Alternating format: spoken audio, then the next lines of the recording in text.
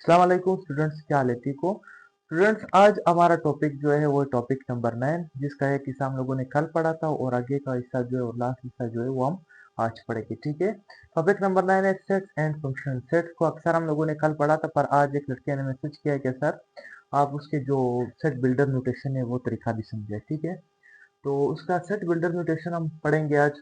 General form, सबसे पहले क्या होता है सेट बिल्डर नोटेशन को जनरल फॉर्म में हम इस तरह लिखते हैं कि अगर एक सेट ए दिया गया हो, सही हो, तो उसके अंदर जो कंपोनेंट्स आते हैं उसको हम एक्स से शो करते हैं। ठीक, फिर उसके बाद इस तरह का एक स्ट्रेट लाइन या फिर दो डॉट लगाते हैं, सही है।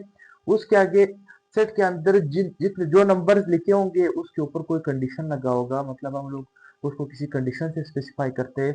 फिर ये क्या करेंगे, सच दैट के बाद वो कंडीशन लगाएंगे। ठीक है, जैसे यहाँ पे straight line and dot are read as such that. ठीक है, इसके मैं दो मिसालें आप लोगों को देता हूँ कि पहले सबसे पहले एक सेट है natural number less than 5।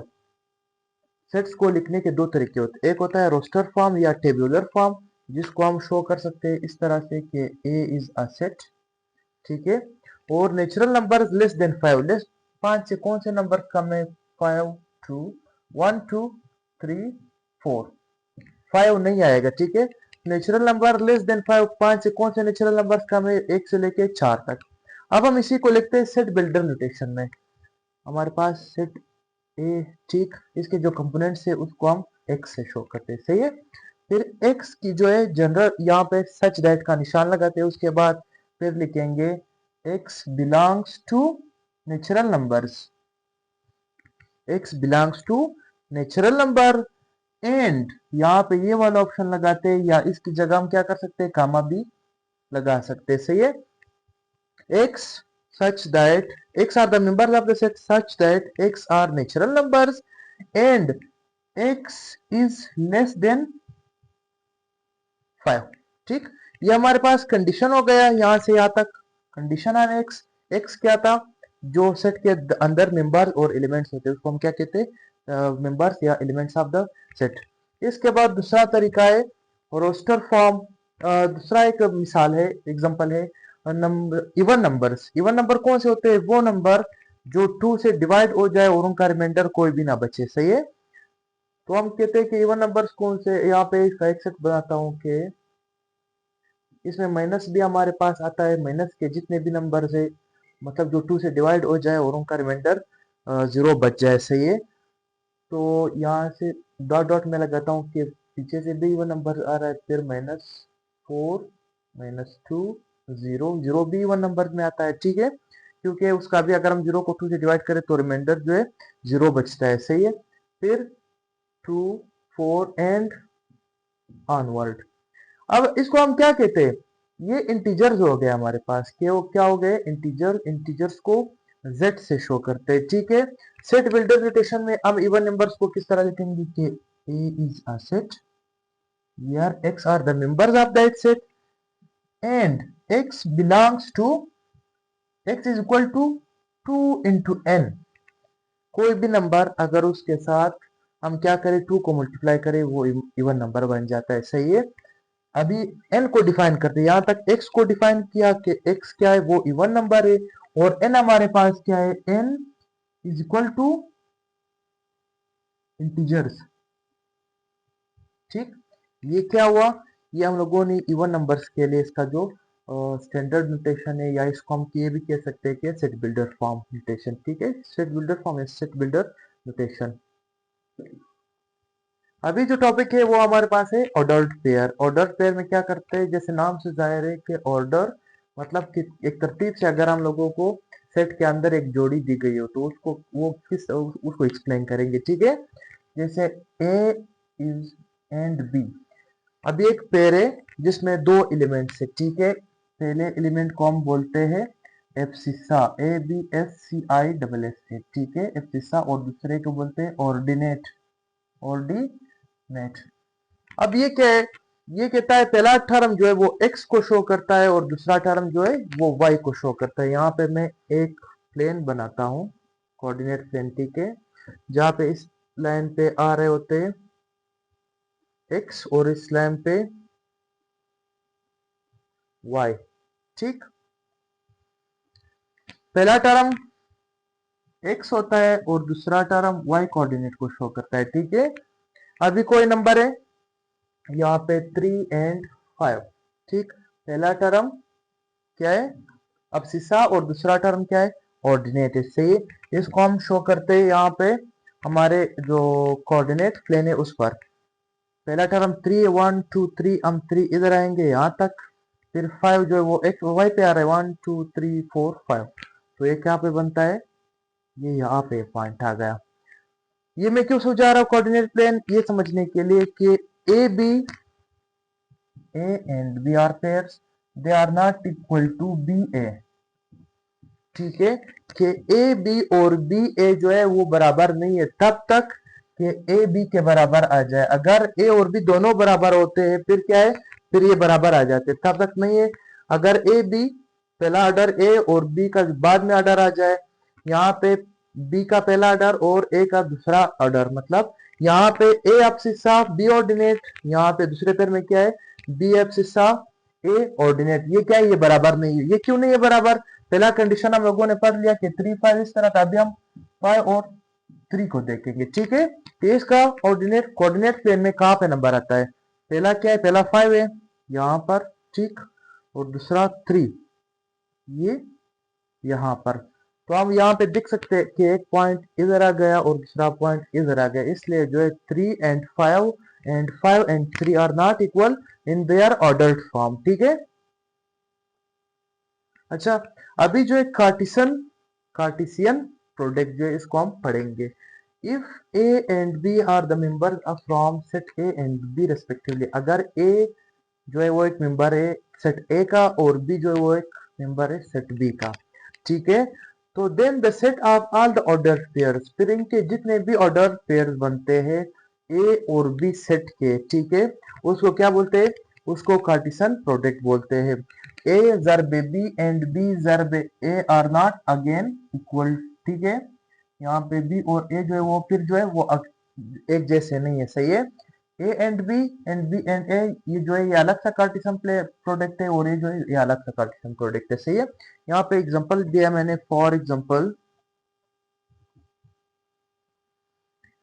A is equal to 2 3 4, एक सेट है जिसमें 2 3 4 आ रहा है और बी जो है उसमें 4 5 6 आ रहा है। यहाँ पे दिया गया है कि ए एंड बी मालूम करे। ठीक है, ए जरबे बी।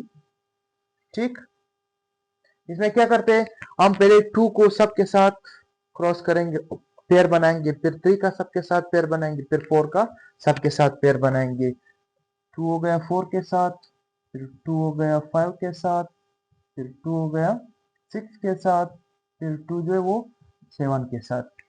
दूसरा क्या टर्म आ रहा है, ए का एलिमेंट जो वो 3 है, 3 को अब बी के सारे एलिमेंट के साथ पेयर बनाएंगे, 3 4 के साथ, फिर 3 5 के साथ, 3 6 के साथ एंड 3 7 के साथ। ठीक, अब 4 रह गया, 4 जो है वो सबके साथ पेयर बनाएंगे, 4 4 के साथ, 4 5 के साथ, 4 6 के साथ एंड 4 7 के साथ। ये सेट जो है ये ए एंड बी का कार्टेशियन प्रोडक्ट हो गया। ठीक है, अब इसी तरह B and A, B multiply by A. अब बी के साथ पेयर्स को क्या करेंगे, उसको ए के साथ लिखेंगे, उसका जो वैल्यूज होंगे वो कोऑर्डिनेट प्लेन में अलग अलग से आएंगे। यहाँ पे 4 तीनों के साथ, 4 जो है वो 2 के साथ, फिर 4 जो है वो 3 के साथ, फिर 4 जो है वो 4 के साथ। ठीक है, फिर 5 जो है 2 के साथ, 5 6 के 4 के साथ है पहले, नहीं 5 2 के साथ, 5 3 के साथ एंड 5 फॉर 4, फिर 6 2 के साथ, 6 3 के साथ, 6 जो है वो 4 के साथ। अब 7 बच गया, 7 2 के साथ, 7 3 के साथ एंड 7 किसके साथ, 4 के साथ। अब ये जो है इनके वैल्यूज अलग अलग है, यहाँ पे 2 पहले आ रहा है, फिर 4, यहाँ पे 4 पहले, फिर 2, ये सब सारे जो वैल्यूज है, सारे जो पेयर है वो इन दोनों से अलग है, इसलिए जो है A by B and B by A are not equal, ठीक है।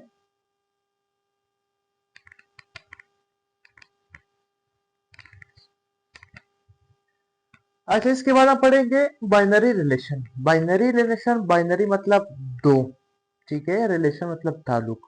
दो के दरमियान क्या ताल्लुक होता है कि कोई भी आप लोगों को सेट दिया गया हो, उसके दो एलिमेंट्स के दरमियान जो ताल्लुक है उसको हम क्या कहते हैं, उसको बाइनरी रिलेशनशिप कहते हैं, ठीक है। बाइनरी रिलेशनशिप हम लोगों को एक खास कंडीशन दी गई होगी, उसके थ्रू हम लोगों ने क्या करना है, एक सेट बनाना है, ठीक है। उस सेट को बाइनरी रिलेशनशिप सेट कहते हैं, सही है। वो सेट जो है वो आर से डिनोट होता है, ठीक है। उसको हम डिनोट करते हैं किसी से, आर से। First element of any subset of R denoted by, कहते हैं एक हमारे पास डोमेन होता है और दूसरा हमारे पास रेंज होता है, ठीक है। First element of any subset of the R, मतलब हमारे पास एक सबसेट है सेट आर का, ठीक है, जो एक रिलेशन के थ्रू हमारे पास आया था। उसके पहले टर्म को हम डोमेन बोलते हैं और दूसरे टर्म को क्या बोलते हैं, रेंज, ठीक हो गया। डोमेन को हम डी ओ एम, आर से आर मतलब रिलेशन सेट का है, और रेंज जो है आर, यहाँ पे रेंज लिखते हैं दूसरे एलिमेंट के लिए, आर जो है वो रिलेशन सेट का है, ठीक है। यहाँ पे एक एग्जांपल दिया गया है किस चीज का, कि for R is equal to, के इस तरह का एक आप लोगों ने क्या करना है, एक सेट आर बनाना है, सेट आर। आर की कंडीशंस क्या है कि एक्स एंड वाई जो है वो सब सेट है, ठीक है, किस चीज के, आर सेट के। फिर एक्स जो है वो ए पहला टर्म है, पहले सेट से आता है, और वाई जो है वो दूसरा टर्म है, वो किस चीज आता है, दूसरे सेट बी से उसका ताल्लुक है। X belongs to A and y belongs to B, such that y is greater than x. हम लोगों ने आर का एक ऐसा सेट बनाया है जिसमें वाई जो है वो क्या हो, वो एक से बड़ा हो, ठीक है। हमने एक आर सेट बनाना है, एक रिलेशन सेट बनाना है जिसमें वाई जो है वो एक से बड़ा हो, ठीक। आर को बनाने के लिए हम क्या करते हैं, यहाँ पे एक कंडीशन दी गई, ए बाई एक्स, सब ए बाई बी। हम पहले ए बाई बी जो है वो सेट बनाते हैं, सही है। मैंने बताया था कि जब हम ए बाई बी करते हैं, पहले ए आ रहा है तो ए के सारा एलिमेंट जो है वो ए के को के बी के सारे एलिमेंट के साथ मल्टीप्लाई होंगे, ठीक।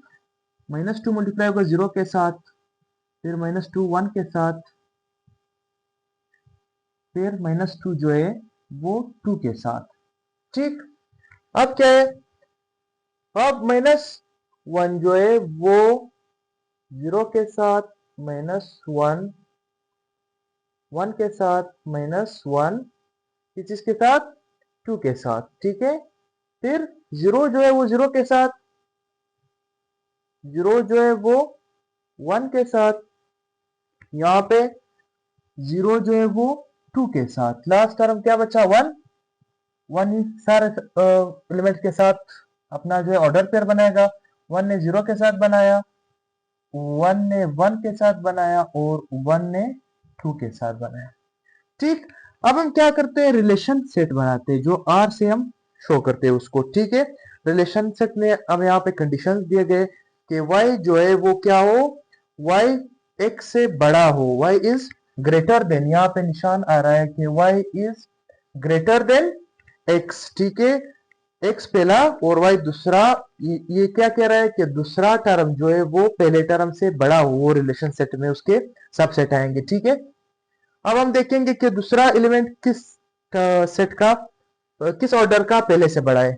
0 - 2 से बड़ा है, 1 - 2 से बड़ा है, 2 - 2 से बड़ा है, 0 - 1 से बड़ा है, 1 - 1 से बड़ा है, 2 - 1 से बड़ा है, 0 0 के बराबर ये नहीं आएगा, 1 जो है वो 0 से बड़ा है, ये आएगा, ठीक। फिर 0 जो है 2 जो है वो 0 से बड़ा है, फिर ये नहीं आएगा इसमें, फिर 1 1 के ये वाला सेट आ जाएगा, ठीक।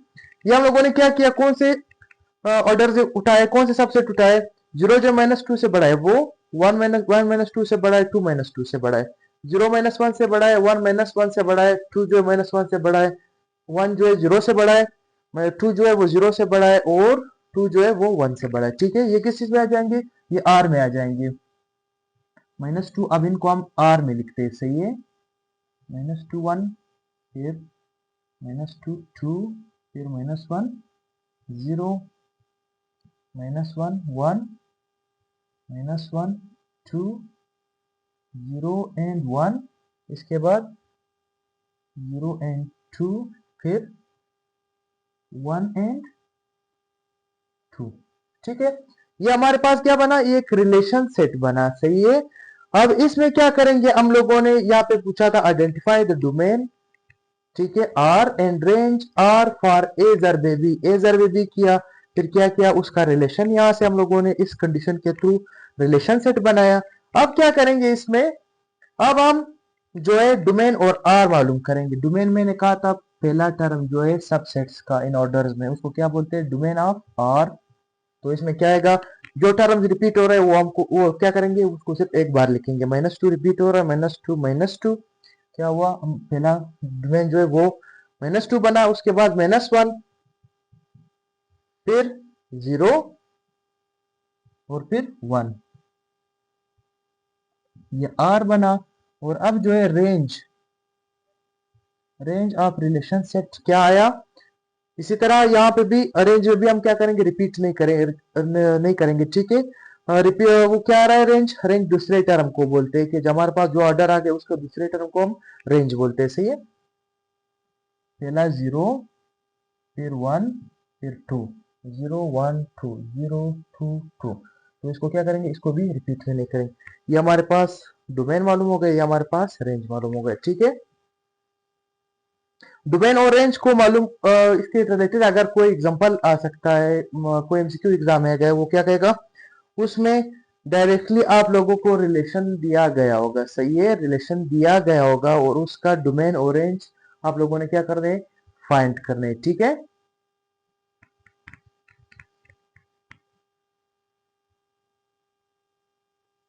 अच्छा, अभी जो लास्ट टॉपिक है आज के हमारे, टॉपिक नंबर 9 का, वो क्या है, वो है रिलेशन। तो रिलेशन भी 3 टर्म्स आगे आते हैं, डोमेन, रेंज एंड को डोमेन। ठीक है, इसको समझाने के लिए मैं क्या करता हूँ, मैंने एक एग्जांपल दिया है यहाँ पे। एक है ए और एक है बी, दो सेट्स है, फिर उनके दरमियान जो रिलेशन लगेगा, और रिलेशन से हम क्या उठाएंगे, रेंज, डोमेन एंड को डोमेन।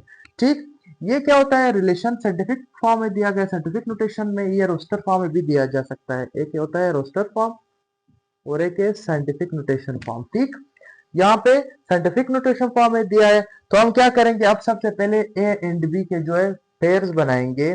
फिर आर कैसे बनाएंगे, यहाँ पे एक्स एंड वाई के आर जो है वो, उसके अंदर सबसेट कौन से होंगे, एक्स एंड वाई के होंगे, जहां पर वाई जो है वो 2 गुना एक्स के बराबर आ जाए।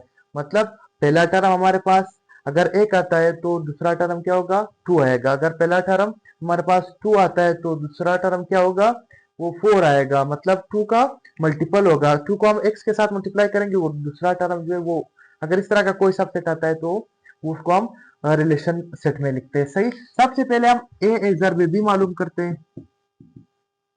ठीक, 1 को सारे टर्म्स के साथ मल्टीप्लाई करेंगे, 1 2 के साथ, 1 4 के साथ, 1 6 के साथ, 1 8 के साथ एंड 1 10 के साथ। ठीक, अब 2 है दूसरा टर्म, उसको सारे टर्म्स के साथ लिखेंगे, बी के 2 2 के साथ, 2 4 के साथ, 2 6 के साथ, 2 8 के साथ, 2 10 के साथ। ठीक, और लास्ट टर्म 3, उसको भी सबके साथ लिखेंगे, 3 2 के साथ, 3 4 के साथ, 3 6 के साथ, 3 8 के साथ एंड 3 10 के साथ। ठीक, ये हो गया ए बाय बी, मतलब पहला टर्म जो है वो ए से उसका ताल्लुक है और दूसरे टर्म का ताल्लुक बी से है। सही है, exercise from A and ordinate is from B. यहाँ पे दिया गया है कि एक आर बनाए और आर के अंदर कौन से सेट लिखने हैं, हमने हमने वो लिखने हैं जिसमें पहला टर्म दूसरा टर्म जो है वो पहले के दुगने के बराबर हो। ठीक है, तो मैं डायरेक्ट आर बनाऊंगा यहाँ पे, यहाँ दूसरा टर्म 1 के दुगने के बराबर है। ठीक है, इस सेट में फिर इस सब में जो चेंज आ रहा है, यहाँ पे जो है दूसरा टर्म पहले टर्म के दुगने के बराबर है। ठीक, फिर आगे आते हैं, यहाँ पे 3/6। ठीक हो गया, ये 3 टर्म जो है ये सिर्फ हमारे पास जो है उसमें दूसरा टर्म जो है पहले के दुगने के बराबर है, तो आर सेट में क्या आएगा, ये 3 सेट आएंगे, ये 3 पेयर जो है वो इधर आएंगे, ठीक है। 2 4 फिर 3 एंड 6। अब मालूम क्या करना है, हमसे पूछा गया कि उसका डोमेन, रेंज एंड को डोमेन वो बताया, ठीक है। तो मैं कहता हूं डोमेन, डोमेन जो है वो आर के जो पहले टर्म्स है वो होते हैं, सही। डोमेन जो है वो सेट होता है पहले टर्म्स का, वो हमारे पास 1 2 एंड 3। फिर है रेंज, रेंज जो है आर के दूसरे टर्म है, सही, 2 4 एंड 6, 2 4 एंड 6। फिर जो आता है को डोमेन,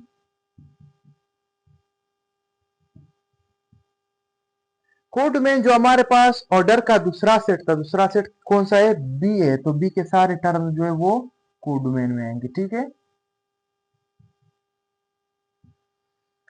इसके अलावा मैंने किताब के आज के जो नोट्स है उसके आखिर में 2-3 एमसीक्यूज लिखे हैं। आप लोग क्या करेंगे, आप लोग उसको अटेम्प्ट करने की कोशिश करेंगे।